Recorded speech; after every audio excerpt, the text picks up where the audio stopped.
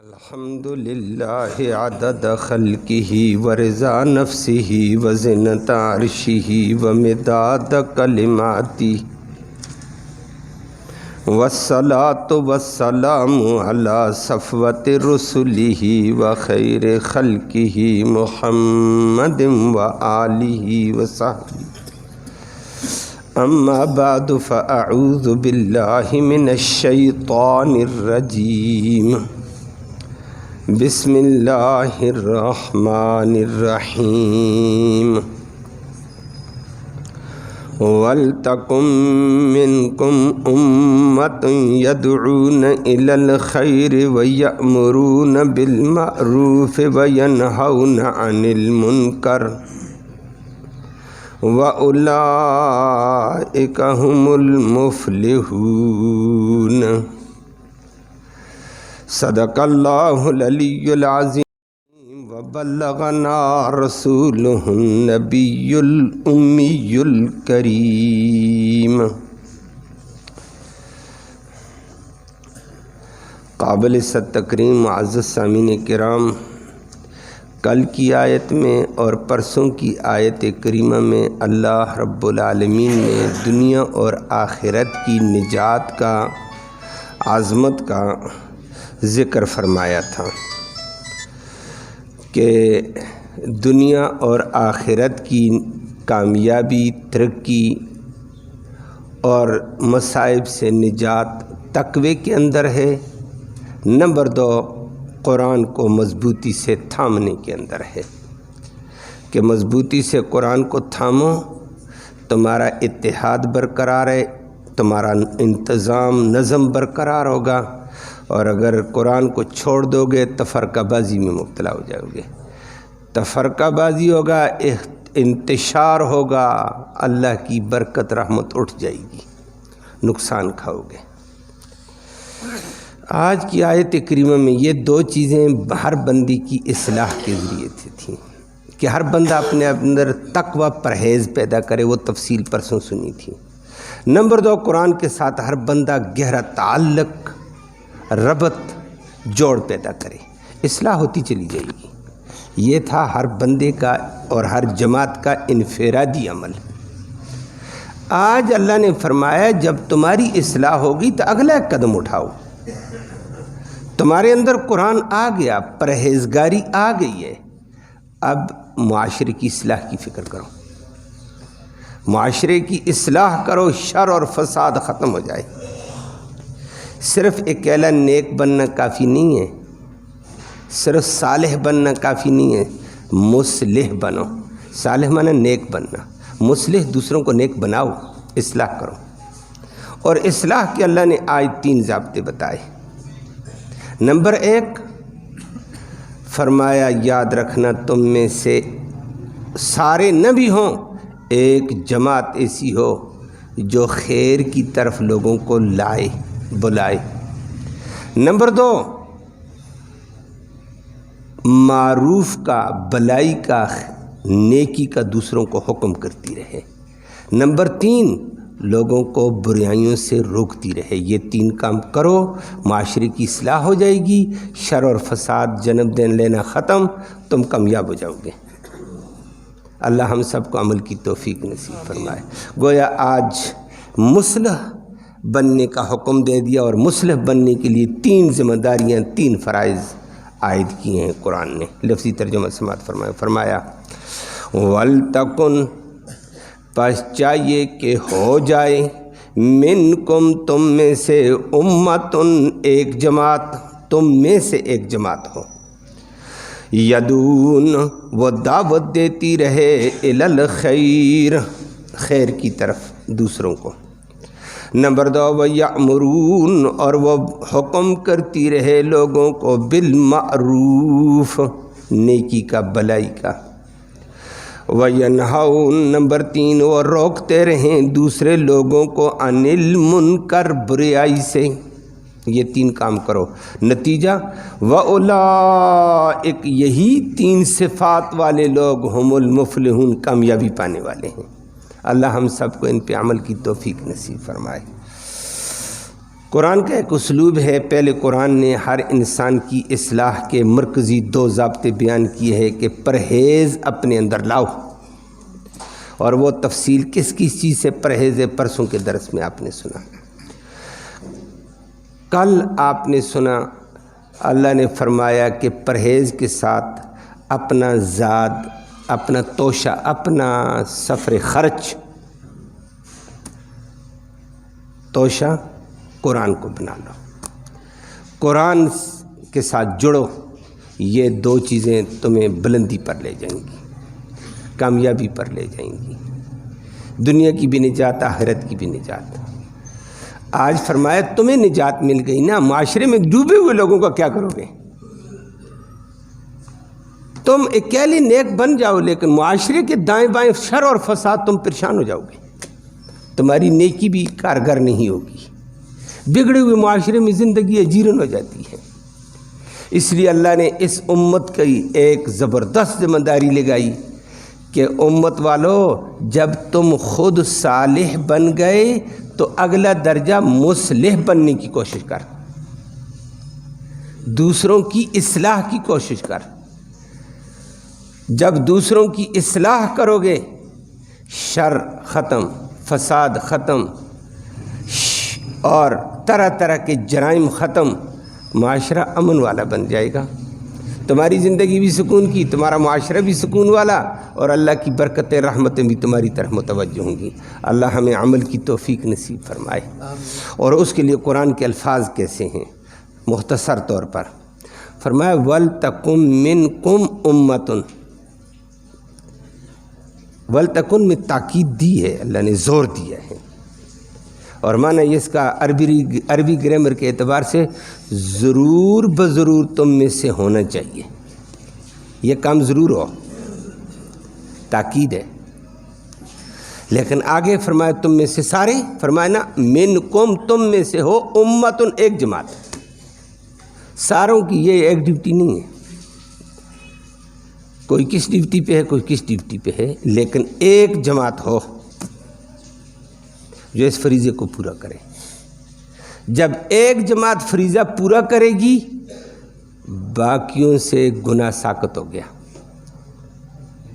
جو ایک جماعت کے ذمہ کام ادا کرنے سے ادا ہو جائے، باقی گناہ سے بچیں، اس کو شریعت کی زبان میں فرض کفایہ کہتے ہیں. فرض کفایہ. اب یہ 3 کام کرنے ایک جماعت ایسی ہو، فرض کفایہ ہے. جب وہ جماعت یہ کام کرے گی، باقی لوگ گناہ سے بچ گئے. جنازہ فرض کفایہ ہے. معاشرے کے، خاندان کے یا محلے کے چند مسلمانوں نے بھی جنازہ پڑھ لیا، ثواب ان کو ملا، لیکن باقی گناہ سے بچ گئے. اگر کوئی بھی جنازہ نہیں پڑھے گا تو سارے گنہگار ہیں. فرض کفایہ کا یہ معنی ہوتا ہے.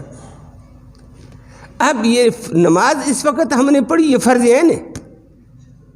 میں نے پڑھی ہے تو میں اپنے گناہ سے بچوں، آپ نے پڑھی اپنی. اور جو نہ پڑھ سکے محلے والے، ہماری وجہ سے وہ اس فریضے سے سب کو دوش نہیں ہوئے، گنہگار ہیں. وہ کہہ دیں جو جماعت ہوگی مسجد میں بس کام ہو گیا، نہیں، یہ فرض عین ہے. فرض عین وہ ہوتا ہے ہر فرد کو اس کو پورا کرنا پڑے گا، ہر فرد کو. روزہ فرض ہے، ہر بندہ اپنا روزہ رکھے. نماز فرض عین ہے، ہر بندہ اپنی نماز پڑھے. لیکن فرض کفایہ وہ ہے جو ایک تھوڑے سے بندے اس کو ادا کر دیں، باقیوں سے گناہ ساقط ہو گیا، ادا کرنے والوں کو ثواب ہو گیا، خیر ان کو ملے گی. میں نے اس کی مثال جنازے کی دی، اور بہت سارے فرض کفایہ کے کام ہوتے ہیں. یہاں بھی اللہ نے فرمایا یہ اصلاح کی، قوم کی اصلاح کی فکر کرنے کے لیے ایک جماعت ہو. اگر جماعت یہ کام کر دے، ثواب اس کو ملے گا، باقی لوگ گناہ سے بچ گئے. اگر کوئی بھی نہیں، کھاؤ پیو، جانے دو، غرق ہونے دو، جو جدھر غرق ہوتا ہے، سارے گنہگار ہیں. اللہ ہم سب کو معاف فرمائے. اس وقت سب کے سب گنہگار ہو جائیں گے اور سب تباہی کے اندر آ جائیں گے. اللہ ہمیں اس تباہی سے محفوظ فرمائے. وہ آپ کے سامنے ابھی حدیث آتی ہے. تو یہ پھر اسی کو صورت توبہ میں قرآن مقدس میں اللہ نے دوسری جگہ ذکر کیا، ولولا نفر من کل فرقہ، فرمایا تم میں سے ہر خاندان میں سے، ہر قبیلے میں سے، ہر علاقے میں سے تم میں سے ہونا چاہیے طائفۃ لیتفقہوا فی الدین، ایک طبقہ ہونا چاہیے دین کی سمجھ بوجھ حاصل کرے، قرآن و حدیث کو سمجھے، اور پھر وہ کیا کرے، وَلْيُنذِرُوا قَوْمَهُمْ اِذَا رَجَعُوا، واپس آئے، سارے اپنا کاروبار کرو، کوئی تجارت کرے گا، کوئی صنعت و حرفت کرے گا، کوئی ملازمت کرے گا، کوئی کھیتی باڑی کرے گا، لیکن علاقے کے اندر کچھ افراد ایسے ہوں جو دین کی سمجھ حاصل کر کے باقی سب کو دین سمجھانا شروع کرے۔ وَلَوْلَا نَفَرَ مِن كُلِّ فِرْقَةٍ، ہر قبیلے میں، ہر علاقے میں، ہر قبیلے میں، ہر محلے میں ایک ایسی جماعت ہونی چاہیے یہ تفقہوا فی الدین، دین کی سمجھ حاصل کریں، اور دین کی سمجھ حاصل کر کے پھر وَلْيُنذِرُوا قَوْمَهُمْ اِذَا رَجَعُوا، دین کی سمجھ حاصل کر کے واپس آئیں اور اپنی اپنی قوم، اپنے اپنے قبیلے، اپنے اپنے علاقے والوں کو اللہ کے عذابوں سے، نافرمانیوں سے، معصیت سے ڈرائیں۔ یہ ڈیوٹی لگائی۔ گویا آپ کو یہ بات سمجھ آ گئی، سارے لوگ قرآن و حدیث کے سیکھنے کے لیے نہیں آ سکتے ہیں، سارے سیکھنے کا کون ٹائم دے سکتا ہے؟ یہ تو آپ کا تھوڑے سے وقت کا درس ہے، اللہ نے یہ توفیق دے دی ہے تھوڑے سے ٹائم کے لیے، اچھی بات ہے، لیکن قرآن و حدیث کی گہرائی تک وہ تو مدارس کے اندر 8-8 10-10 سال کی زندگی بیتنی پڑتی ہے، ہر ایک کا ٹائم ملے گا، ہر ایک کرے، کاروبار کون کرے، کھیتی باڑی کون کرے، ملازمت کون کرے، انتظامی امور میں کون رہے گا، سارے نہیں کر سکتے ہیں۔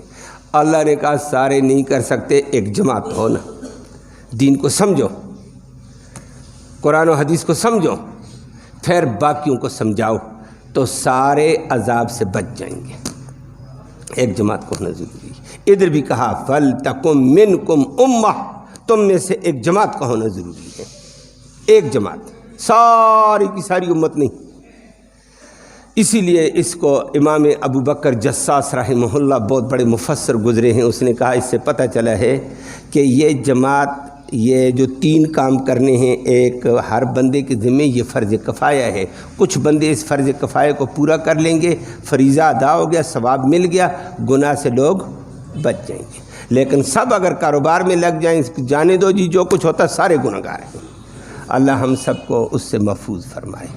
تو ایک جماعت ہو، یہ جماعت علماء حق کی ہوتی ہے، قرآن و حدیث کی گہرائی کو سمجھ کر قوم کو سمجھانا شروع کریں، لوگوں کو بتائیں یہ گناہ ہے، یہ حرام ہے، یہ باطل ہے، اس سے بچو، تمام جرائم کے حوالے سے لوگوں کو متنبہ کریں اور بلائی کا لوگوں کو بتاتے رہیں، یہ نیکی کا کام ہے یہ کرو، یہ شر کا کام ہے اس سے بچو۔ اور آگے اللہ نے اس کے لیے 3 باتیں کی ہیں کہ یہ جماعت کا کام کیا ہے، فریضہ کیا، فرض کفایہ۔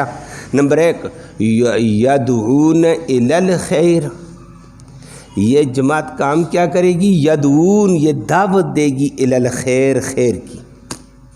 خیر کسے کہتے ہیں؟ آپ کہیں گے خیر ایک معنی ہے، میں کہوں اللہ اکبر۔ امام ترمذی نے اس پر روایت لائی، ابن ماجہ میں روایت موجود ہے، اللہ اکبر۔ امام ترمذی نے روایت لائی، یہ نبی کریم صلی اللہ علیہ وسلم سے پوچھا یہ خیر کی دعوت دے گی، یہ خیر کیا چیز ہے؟ کہ صرف فضائل کی تعلیم دے دے، صرف نوافل کی ذکر اذکار کی تعلیم دے دے، پیر حضرات ذکر پر زور دیں گے، کوئی نفلوں پہ زور دے گا، کوئی فضائل پہ زور دے گا، یہ نبی کریم صلی اللہ علیہ وسلم فرمایا نا، الخیر اتباع القرآن و سنتی، فرمایا خیر یہ ہے قرآن کی اور میری سنت کی اتباع کرنے کا نام خیر ہے۔ قرآن خیر ہے جو اللہ نے اتاری، یہ خیر ہے، اور جو اللہ نے مجھے میری زبان سے قرآن کی تشریح کرائی اس کو حدیث کہتے ہیں، یہ خیر ہے۔ گویا خیر کیا چیز ہے؟ قرآن جو اللہ کی کلام ہے اور جو محمد کریم صلی اللہ علیہ وسلم کی زبان اس کی تشریح کرتی ہے، یہ خیر ہے، اس کو خیر کہتے ہیں۔ تو فرمایا وہ جماعت اس خیر کی دعوت دے، قرآن کی اتباع کی طرف لوگوں کو لائے، حدیث کی اتباع کی طرف لوگوں کو لائے، اور قرآن و حدیث کی طرف اتباع کرنے کے لیے ایک عالم ربانی کو ہونا ضروری ہے، پہلے قرآن و حدیث کو سمجھے گا پھر قرآن و حدیث کی طرف لائے گا۔ فرمایا اس جماعت کے اندر یہ خوبی ہونی چاہیے، اور فرمایا اسی کو پھر فرمایا نبی کریم صلی اللہ علیہ وسلم نے میرے اوپر اللہ نے وحی کی ہے، ایک وحی جلی ہے جو جبرائیل اور فرشتے لے کر آئے، وہ اللہ کے الفاظ تھے، وہ اللہ کی کلام کے الفاظ ہیں، قرآن کے الفاظ ہیں، من وعن میں نے آپ کو بتا دیے ہیں۔ اس کو وحی جلی کہتے ہیں جو روزانہ تلاوت کی جاتی ہے، علماء بھی تلاوت کرتے ہیں، عوام بھی کرتے ہیں، عورتیں بھی کرتی ہیں، بچے بھی کرتے ہیں، مرد بھی کرتے ہیں، سارے تلاوت کر رہے ہیں۔ اس کو وحی مطلوب بھی کہتے ہیں، پڑھی جانے والی روز مرہ۔ اور دوسری فرمایا وہی اللہ نے میرے دل میں، میرے دماغ میں فرشتوں کے ذریعے سے بھی بتائی مجھے، وہ اسی قرآن کی تشریح ہے، وہ بھی وحی سے آئی ہے، لیکن وہ وحی جلی نہیں، وحی خفی ہے کہ وہ نمایاں طور پر روز مرہ نہیں پڑھی جاتی، اس کو علماء ہی پڑھتے ہیں حدیثوں کو، اور طلباء کرام پڑھتے ہیں، علماء پڑھاتے ہیں، پڑھتے ہیں، وہ وحی خفی ہے، غیر مطلوب ہے، روز مرہ نہیں پڑھی جاتی۔ قرآن روز مرہ پڑھا جاتا ہے، پوری دنیا میں پڑھا جاتا ہے، لیکن حدیث سارے پڑھ سکتے ہیں، کوئی بھی نہیں پڑھ سکتا ہے، لیکن ہے دونوں خیر، صرف ایک وحی جلی ہے، دوسری وحی خفی ہے، ایک وحی مطلوب ہے، دوسری وحی غیر مطلوب ہے، ایک اللہ کی کلام ہے، دوسری محمد کریم صلی اللہ علیہ وسلم کی کلام جو قرآن کی تشریح ہے۔ فرمایا یہ خیر ہے، اللہ ہم سب کو اس خیر کی طرف آنے کی توفیق نصیب فرمائے۔ تو ایک جماعت ہو، جماعت کا پہلا فریضہ ہے اتباع قرآن کی دعوت دے، حدیث کی اتباع کی دعوت دے، یہ اس جماعت کا ذکر ہے یہاں۔ اللہ نے فرمایا یہ پہلا کام، یدعون الی الخیر، خیر کی دعوت دے۔ اللہ سب کو یہ توفیق نصیب فرمائے۔ آپ بھی قرآن سن لیتے ہیں، گھر میں جا کر سنا لیا کرو، دوستوں میں سنا لیا کرو، بھئی آج یہ کی بات سنی ہے، دین پھیلتا چلا جائے گا، اور اس جماعت کے فریضے میں ثواب اللہ آپ کو دے گا، ہر ایک کو دے گا۔ وہ نبی کریم صلی اللہ علیہ وسلم نے فرمایا کسی کو زیادہ یاد ہو جاتا ہے، کسی کو کم یاد ہوتا ہے، جس کو کم یاد ہوا وہ بھی آگے پہنچائے۔ فرمایا وہ بھی میرے نائبین کی لسٹ میں آ جائے گا۔ نائب نبی کا نائب معمولی تو نہیں ہوتا ہے، اور فرمایا میرے نائب وہ ہوتے ہیں، نبی کریم صلی اللہ علیہ وسلم نے خود ان کے لیے دعا کی ہے، اللہم ارحم حلفائی، یا اللہ میرے نائبین پر رحمت فرما۔ صحابہ نے کہا قیل من حلفاؤک یا رسول اللہ، یا رسول اللہ آپ کے خلفاء کون ہیں؟ فرمایا الذین یسمعون کلامی، جو میری قرآن اور حدیث والی کلام کو سنتے ہیں، ثم یروون، پھر آگے دوسروں تک روایت کرتے ہیں، پہنچاتے ہیں کہ آج ہم نے یہ بات سنی، آج یہ سنی۔ اور فرمایا کسی کو زیادہ یاد وہ زیادہ سنائے گا، کسی کو تھوڑا یاد تو تھوڑا سنائے گا، لیکن کوئی اعلیٰ درجے کا نائب ہوگا، کوئی کم درجے کا ہوگا، تو نائب اللہ کے نبی کا نا، اور نبی کی دعا شامل ہو جائے گی۔ نبی نے دعا کی یا اللہ میرے خلفاء پر رحم فرما، اس دعا میں ہم شامل ہو جائیں گے، اور اس کے لیے نبی نے فرمایا بلغوا عنی ولو آیہ، اگر تمہیں ایک آیت، ایک جملہ بھی ملا ہے، تو ایک جملہ بھی ملا ہے تو پھر بھی اس کو تھوڑی دیر بعد ایک جملہ بھی اگر تمہیں ملا ہے تو فرمایا آگے پہنچاؤ، نائبیت کا حق ادا کرو۔ اللہ ہم سب کو توفیق نصیب فرمائے۔ تو فرمایا یدعون الی الخیر، خیر کی لوگوں کو دعوت دو۔ نمبر 2 کام کیا کرو؟ وَيَعْمُرُونَ بِالْمَعْرُوفِ، معروف کا پتہ چلے گا جس نے قرآن و حدیث پڑھے ہوتے کہ یہ نیکی ہے، یہ نیکی ہے، یہ نیکی ہے، یہ نیکی ہے۔ فرمایا ان کا کام یہ ہے لوگوں کو نیکی کا حکم کریں۔ نمبر 3 وَيَنْهَوْنَ عَنِ الْمُنْكَرِ، لوگوں کو منکر بریائی سے روکیں۔ لوگوں یہ گناہ ہے، لوگوں یہ حرام ہے، لوگوں یہ سود ہے، لوگوں یہ اللہ کے عذاب کو دعوت دینے والی چیزیں، باز آ جاؤ ان سے۔ تو فرمایا یہ 3 کام اس امت کے ذمہ لازم، قوم کی اصلاح ہو جائے گی۔ اللہ ہم سب کو عمل کی توفیق نصیب فرمائے۔ فرمایا یہ 3 کام کرو، یہ تینوں لازم، اگر نہیں کرو گے تو نبی کریم صلی اللہ علیہ وسلم نے فرمایا اللہ ہمیں معاف فرمائے۔ فرمایا اسی آیت کے اوپر اللہ کے نبی نے فرمایا، جو بخاری میں بھی ترمذی میں بھی ہے، نبی کریم صلی اللہ علیہ وسلم نے فرمایا لَتَأْمُرُنَّ بِالْمَعْرُوفِ، لوگوں خیر کی دعوت دو، لَتَدْعُونَ بِالْخَيْرِ، خیر کی لوگوں کو قرآن و حدیث کی طرف بلاؤ، وَلَتَأْمُرُنَّ بِالْمَعْرُوفِ، اور بلائی کا ضرور بضرور حکم کرو، وَلَتَنْهَوُنَّ عَنِ الْمُنْكَرِ، ضرور بضرور برائی سے لوگوں کو روکو۔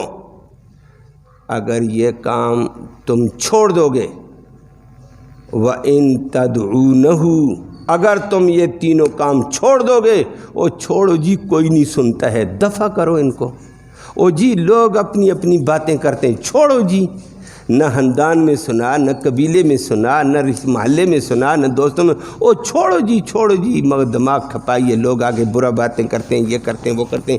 لوگوں نے تو نبیوں کو بھی معاف نہیں کیا، خدا کا بندہ یہ شیطان یہ کہتا ہمیں، نبیوں نے گالیاں سہنے کے بعد چھوڑ دیا تھا بیان کرنا۔ لوگوں کا کام، شیطان کا کام اپنا کام کرنا، ہمارا کام اپنا کام کرنا ہے۔ فرمایا یہ ضرور کرو تینوں کام۔ اگر تینوں کام تم ضرور نہیں کرو گے، نبی کریم صلی اللہ علیہ وسلم نے فرمایا لَيُوشِكُنَّ أَن يَبْعَثَ عَلَيْكُمْ عَذَابًا، ضرور بضرور اللہ تمہارے اوپر طرح طرح کے عذاب لائے گا۔ یہ کام چھوڑ دو گے، لوگ سود میں، حرام میں، برائیوں میں، بد کرداری میں، بد اخلاقی میں، بد عقیدگی میں چلے جائیں گے، قرآن و حدیث کو چھوڑ کر باطل کی رسموں میں چلے جائیں گے، پھر اللہ کے طرح طرح کے عذاب آئیں گے۔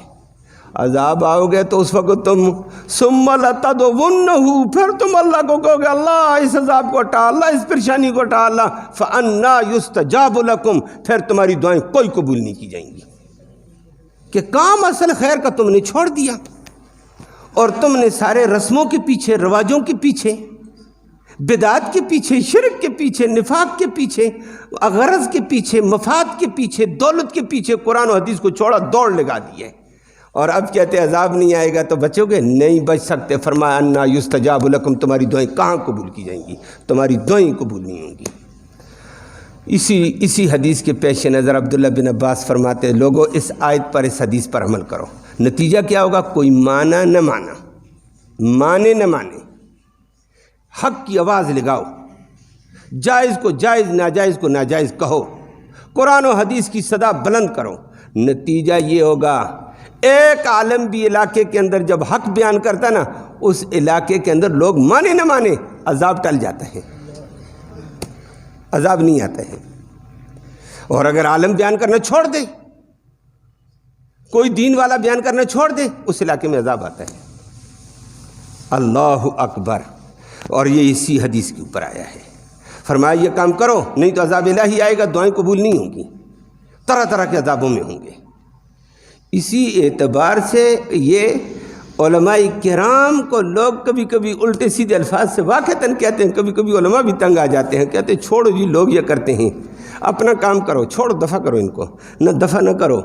اس صدا لگانے سے قرآن و حدیث کی صدا لگتی رہے، امر بالمعروف ہوتا رہے، نہی عن المنکر کی صدا لگتی رہے گی۔ اگر کئی ایک اس نیک کام میں آ جائیں گے، نیکی میں آ جائیں گے، برائی سے بچیں گے، اگر کوئی بھی راہ راست پہ نہیں آیا، عذاب الہی ٹل گیا، علاقے میں عذاب نہیں آئے گا۔ یہ معمولی خیر ہے۔ تو یہ علماء کرام کا وجود اللہ کی رحمت ہے گویا، اس کی وجہ سے عذاب سے بچیں گے۔ اگر یہ بیان کرنا چھوڑ دیا جائے، عذاب ہی عذاب ہے۔ اللہ ہم سب کو بچائے۔ اور اللہ نے آیت میں اسی بات کو کیا، فرمایا ایسا کام ہونا چاہیے، یہ تین کام کرو، قرآن و حدیث کی طرف بلاؤ، بلائی کا حکم کرو، برائی سے لوگوں کو روکو، وَأُولَٰئِکَ هُمُ الْمُفْلِحُونَ، فرمایا یہ طبقہ کامیاب ہونے والا ہے۔ اللہ ہمیں اس طبقے میں شمار فرمائے۔ اور تو نبی کریم صلی اللہ علیہ وسلم نے فرمایا یہ کام کرو، یہ کام کرنے ضروری، ہر بندے کے ذمہ ضروری۔ اور وہ میں نے ابتدا میں ذکر کر دیا، ایک جماعت کے ذمہ تو فرض کفایہ ہے، لیکن جو جو اس میں شامل ہوگا ثواب تو ملے گا اس کو، جو نہیں شامل ہوا ثواب سے رہ گیا ہے، عذاب سے بچ گئے سارے۔ اگر سارے نہیں کریں گے گنہگار ہیں، اللہ کا عذاب آ جاتا ہے۔ اور وہ حدیث میں نبی کریم صلی اللہ علیہ وسلم کی حدیث اسی کے اوپر آتی ہے، تمام حدیث کی کتابوں میں موجود ہے، لمبی روایت میں مختصر کر رہا ہوں۔ نبی کریم صلی اللہ علیہ وسلم نے فرمایا کان رجل من کان قبلکم، تم سے پہلے والی قوموں میں بنی اسرائیل میں ایک آدمی تھا، رجل عابد زاہد، عبادت گزار تھا، زہد والا، زہد کہتے ہیں دنیا سے کنارہ کش، صرف آخرت میں ڈوبا ہوا، ذکر اذکار نفل وغیرہ وغیرہ، دنیا کی کوئی لالچ نہیں تھی۔ اللہ نے اور اپنے کنیسہ میں، کنیسہ عیسائیوں کا تھا، تو عیسائی تھا، بیٹھا ہوا اللہ اللہ کرنا، ذکر کرنا، کھانا آ گیا کھا لیا، نہیں تو پتے بھی کھا لیتا تھا، صرف ذکر اذکار، عبادت، اللہ سجدہ ریزی وغیرہ۔ اللہ نے بستی کی گناہوں کی وجہ سے، بربادی کی وجہ سے اللہ نے عذاب کا فیصلہ فرشتوں کو کہا فلاں بستی پہ عذاب نازل کر دو، فلاں وبا پیدا کر دو، فلاں طاعون پیدا کر دو، فلاں چیز پیدا کر دو۔ اللہ نے ان کے اوپر یہ ڈال دی، اور جس وقت فرشتوں نے آگے سے کہا اللہ اس کی ساری بستی کے اوپر، فرمایا ان میں تو بہت بڑا نیک آدمی بھی ہے۔ آگے حدیث کے الفاظ ہیں، فرمایا ایسا نیک آدمی ہے آنکھ جھپکنے کی مقدار میں بھی آپ کی نافرمانی اور ذکر سے غافل نہیں رہا۔ ذکر اللہ نے فرمایا پہلے جا کر اس کو غرق کرو، اس کی جھونپڑی پہلے اس کے اوپر گراؤ، پھر باقی لوگوں کے اوپر بستی مسمار کر دو۔ یہ بستیاں مسمار ہو جاتی ہیں ہماری ان غلطیوں کی وجہ سے۔ اللہ ہم سب کو محفوظ فرمائے۔ اور اس کے نقشے آج ترک اور شام کے اندر بھی نظر آتے ہیں۔ کہا سب کو ملیمنٹ کر دو۔ اللہ اس نے تو ایک ایسی کیا، فرمایا کیوں، اس کو پہلے کیوں؟ فرمایا ذکر اپنی جگہ، سجدے اپنی جگہ، تسبیحات اپنی جگہ، لیکن قوم ساری بریائی میں، گناہ میں، سود میں، حرام میں، اور اس کے کبھی پیشانی کے اوپر بل تک نہیں آئی کہ یہ لوگ کیوں گناہ کرتے ہیں۔ پریشان بھی نہیں ہوا اس کے اوپر، دعوت دینی چھوڑو، برائی کو برائی کہنا چھوڑو، پریشان ہی نہیں ہوا، چپ کر کے اپنی عبادت میں مست، اپنے ذکر میں۔ فرمایا یہ مجرم ہے، اس نے امر بالمعروف نہیں کیا، نہی عن المنکر نہیں کیا، اس کو اس کے ساتھ کر دو۔ عذاب میں وہ بھی آیا۔ یہ سابقہ قوموں کے لیے تھا، ہماری امت کے لیے نبی کریم صلی اللہ علیہ وسلم کی نیابت میں یہ فریضہ فرض کفائی کے درجے میں ہے۔ اگر یہ کام چھوڑیں گے تو پھر عذاب آتا ہے، اور جو لوگ یہ کام کرتے ہیں یہ اللہ کی طرف سے رحمت سمجھو، علاقے والے عذاب سے بچ جاتے ہیں۔ اسی لیے یہ مدارس ہیں جہاں علماء ربانی قرآن و حدیث کی صدائیں بلند کرتے ہیں، یاد رکھنا ان کا ہمارے اوپر بڑا احسان ہے، ان مدارس کے پڑھنے پڑھانے والے لوگوں کا بڑا احسان ہے، اور لوگ بھی تعاون کرتے ہیں، تبھی تو یہ سلسلہ بھی چلتا ہے، اللہ کی مدد ہوتی ہے، کچھ لوگوں کا تعاون ہوتا ہے، اللہ کی رحمت آ جاتی ہے، کام چلتا ہے، لیکن ان کو بوجھ نہیں، یہ ہمارے عذاب سے بچنے کا ذریعہ ہیں۔ یہ یدعون الی الخیر والے لوگ ہیں، یامرون بالمعروف والے ہیں، وینہون عن المنکر والے ہیں۔ اللہ ہمیں ان فریضوں کو ادا کرنے کی سچے دل سے توفیق نصیب فرمائے، اور اس نیک طبقے میں اللہ ہم سب کو شامل فرمائے۔ اللہ